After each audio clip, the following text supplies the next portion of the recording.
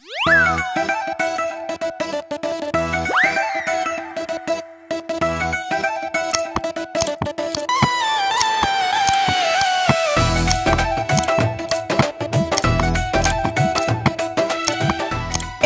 খাবো, দুটো খাবো, সব রসগোল্লা টপাটপ খাবো।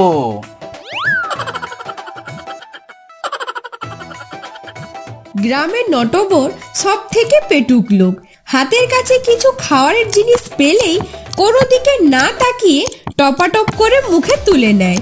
কিছুদিন আগে নিজের ছেলের বিয়ে দিয়েছেন, অবস্থাপন্ন পরিবার, বউটাও হয়েছে একদম লক্ষ্মী।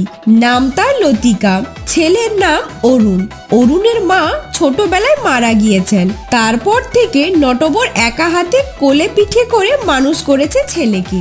এবার আমার সুখের দিন, ছেলের বিয়ে দিয়েছি। বসে বসে পায়ের উপর পা তুলে খাবো আর ঘুমাবো। ছেলেকে দোকানের দায়িত্ব দিয়ে দিয়েছি। কি সুখ, আহা কি সুখ। বোমা বোমা, আর কটা লুচি দাও তো। বৌমা রান্নাঘরে অনেকক্ষণ থেকে রান্না করছিল, লুচি ভেজেই যাচ্ছে। সে জানে তার শ্বশুর মশাই একটু পেটু, তা বলে এত খেতে ভালোবাসে সেটা সে জানতো না। প্রায় 2 কেজি ময়দার লুচি একাই খেয়ে নিল। বাবারে বাবা, কি খেতে পারে লোকটা। যাই বাবা। আবারও এক থালা লুচি এনে তার বৌমা নটবর বাবুকে দেয়। তা দেখে শ্বশুর মশাই বলে, এত কম দিলে হবে, আরো এক থালা নিয়ে আসো বৌমা। আরো একখানা? এত কি একদিনে খাওয়া ভালো বাবা? বৌমা, তুমি আমাকে খাবারের খোঁটা দিচ্ছ? ছি ছি ছি বৌমা, এটা আশা করিনি। না না বাবা, একদম না। আমি বলতে চাইছি আপনি আরো খাবেন। একদিনে এত খাবার খেলে শরীর খারাপ করবে তো। আচ্ছা আচ্ছা, ঠিক আছে ঠিক আছে, তাহলে থাক। দুপুরে কি রান্না করছো বৌমা? কি খাবেন বলুন, তাই রান্না করব। মুগের ডাল, আহা ফুলকপির ডাল, না কাতলা কালিয়া, চাটনি, পাঁপড়, সঙ্গে কচু বাটা হলে কেমন হয়? ওরে বাবা রে, এত কিছু! ও মা গো, এত কিছু কি করে হবে? বুড়োর পেট না আস্ত একটা কুয়ো। পারলে বুঝি আমাকেও চিবিয়ে খাবে। কি ভাবছো বৌমা? না না বাবা, ঠিক আছে, আমি করে রাখবো। আমি বিকেলে বাবার বাড়ি যাব, 2 দিন পর আসবো। হ্যাঁ বাবা। আমাকে আগে খেতে দাও।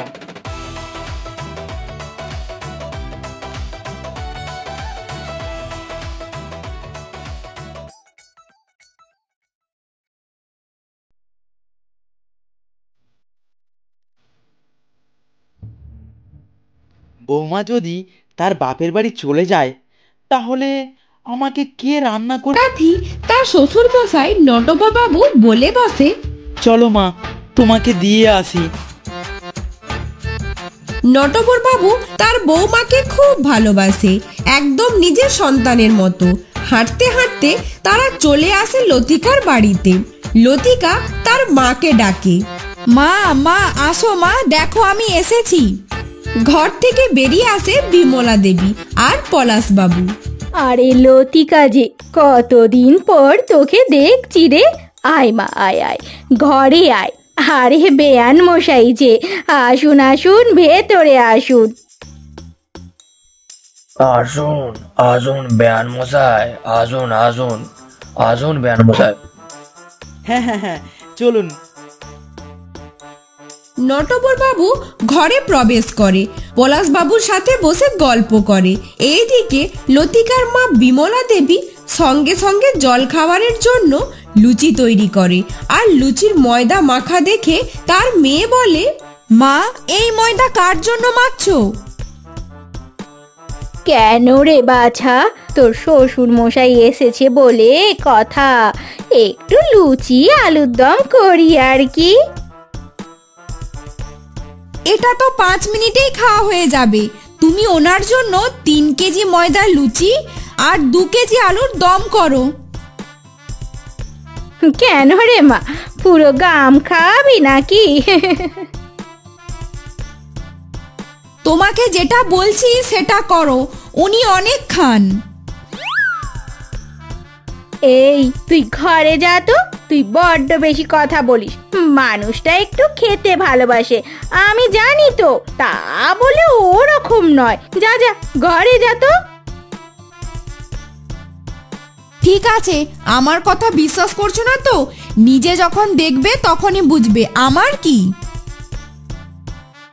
এইদিকে বিমলা দেবী থালায় করে 2টো লুচি আর 2টো আলুর দম নিয়ে যায় নটবর বাবুর কাছে। নটবর বাবু তা দেখে, এটা কি হলো? এটা তো ঠিক হলো না আমার সাথে। মাত্র 2টো লুচি। আমি যদি এখন চাইতে যাই তাহলে লজ্জায় পড়ে যাব। না না, যা দিচ্ছে তাই খাই।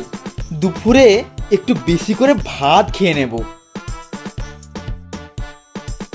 অনেক কষ্ট করে নিজের ইচ্ছার কথা প্রকাশ না করে নটবর বাবু আস্তে আস্তে 2টো লুচি খায়। আড়াল থেকে সব দেখে আর হাসে লতিকা। বাবা লজ্জায় কিছু বলতে পারছে না। ভালোই হয়েছে, বেশ হয়েছে। অনেক কষ্ট করে নটবর বাবু খাওয়া দাওয়া শেষ করেন। দুপুরে ভাত খেতে বসেও নটবর বাবু তো চমকে যায়। আরে এত কম ভাত আর মাংস দিলে কি করে আমার পেট ভরবে? আরে আমাদের বেয়ান মশাইকে আর একটু দাও। হ্যাঁ হ্যাঁ, আরো বেশি করে দাও। এইটুকুতে কি করে হবে? দাও দাও দাও। এই নিন মাংস। বিমলা দেবী 2 পিস মাংস আর 1 হাতা ভাত দেয়। তা দেখে নটবর বাবু নিজেকে আর আটকে রাখতে পারে না, বলেই ফেলেন, এত কমে আমার হয় না। এক কাজ করুন, আমাকে পুরো কড়াটাই দিয়ে দিন। মাংস আর হাঁড়িটা এদিকে দিন। সকাল থেকেই অনেক কম খেয়েছেন। তিনি এবার নিজের পেটের খিদে আর চেপে রাখতে পারেন না। বিমলা দেবীর হাত থেকে কড়া আর ভাতের হাঁড়িটা নিয়ে নেন। একাই একাই পুরো খেয়ে সাবার করে দেয়। এটা দেখে তো বিমলা দেবী অবাক হয়ে যায়। দূর থেকে দাঁড়িয়ে লতিকা হাসতে থাকে। এইবার মা বুঝতে পারবে একটুখানি খাওয়া কাকে বলে।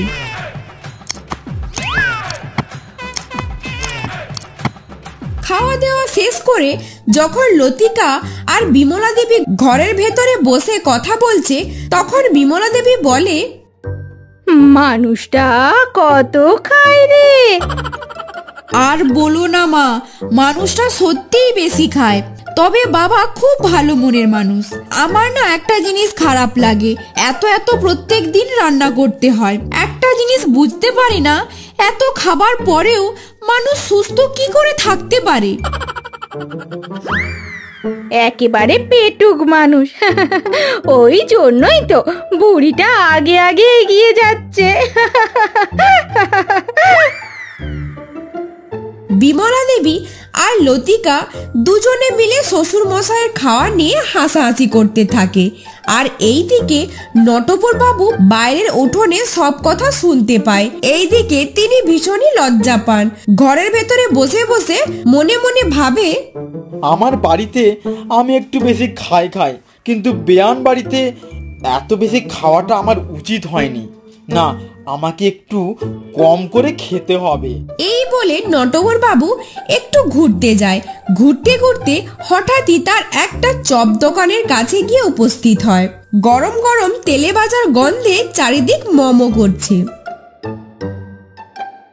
দাও তো, আমাকে চপ দাও। দোকানি নটবর বাবুকে চপ দিতে থাকে। নটবর বাবু টপ টপ করে খেতে থাকে। দোকানি তো হাঁ হয়ে যায়।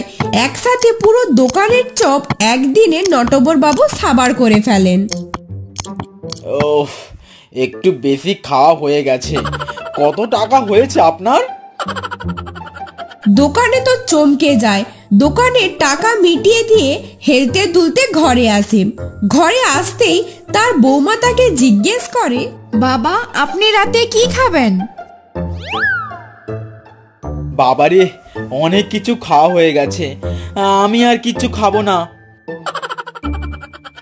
বৌমা অবাক হয়ে এইদিকে রাতের বেলায় লুচি, পায়েস আর ঘুগনি তৈরি করা হয়।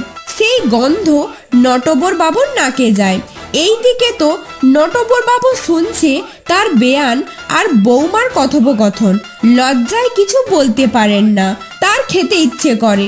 রাত্রেবেলা যখন সবাই ঘুমিয়ে পড়ে তখন আস্তে আস্তে চুপি চুপি নটবর বাবুর রান্নাঘরে প্রবেশ করে। এখানে নিশ্চয় খাবারগুলো রাখা আছে। থরে থরে সাজানো পায়েস, মিষ্টি, লুচি দেখে নিজেকে আর আটকে রাখতে পারেন না। গপ গপ করে সব খেতে থাকেন। এইদিকে রান্নাঘর থেকে আওয়াজ শুনে বিমলা দেবী আর পলাশবাবু দুজনে লাঠি নিয়ে আস্তে আস্তে এগিয়ে যায়। রান্নাঘরে নিশ্চয়ই কেউ আছে। চোর ঢুকলো নাকি? পাড়া চোরটা বেশ ভালোই চুরি করতে শিখেছে। দরজা খুলে লাঠি দিয়ে দমকা মারতে থাকে। নটবর বাবু চিৎকার করে ওঠে, এই কে কে? আরে আরে, আমাকে মারছো কেন? থামো। ও বাবারে, আরে আমি তো নটবর। কিছুক্ষণ পরে লতিকা দৌড়ে আসে। আলো জেলে দেখে নটবর বাবু অর্থাৎ তার শ্বশুর মশাইকে তার মা আর বাবা মিলে বেধড়ক মেরেছে। মাথা ফুলে গেছে, চোখের তলায় কালশিটে পড়ে গেছে, আর সামনে সাজানো খাবারের হাঁড়ি থালা সবই ফাঁকা। আহ আহ, লাগছে তো আমার, আমাকে ছেড়ে দাও। ও মা গো, মরে গেলাম গো, ছেড়ে দাও। আরে আরে বেয়ান মশাই, কি হলো? বেয়ান মশাই, আপনি এখানে এইভাবে লুকিয়ে লুকিয়ে কেন?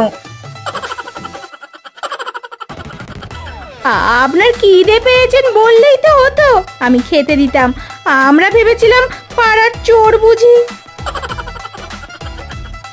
আমারই ভুল, আমার এখানে আসাটাই ভুল হয়েছে।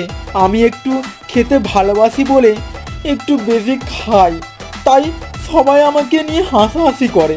ওই জন্যই তো আমি ভেবেছিলাম আজকে খাবো না, কিন্তু এত সুন্দর খাবারের সুস্বাদু গন্ধ, আমি আর পারলাম না থাকতে। এ বাবা, আমাদের অনেক বড় ভুল হয়ে গেছে। আসলে আমাদের হাসাহাসি করাটা একদম উচিত হয়নি। ক্ষমা করে দেন, আপনি ক্ষমা করে দেন। হ্যাঁ বাবা, আমাকেও ক্ষমা করে দিন। আমিও আপনার খাওয়া দাওয়া দেখে বেশ মজা নিই, কিন্তু এটা করা উচিত নয়। কিন্তু বাবা, একটা জিনিস খেয়াল রাখবেন, এত এত খেলে কি শরীর ভালো থাকবে? জানি সেটা, কিন্তু কি করব? আমার যে খাবার দেখলেই শুধু খিদে পায় আর খাই খাই ইচ্ছে করে।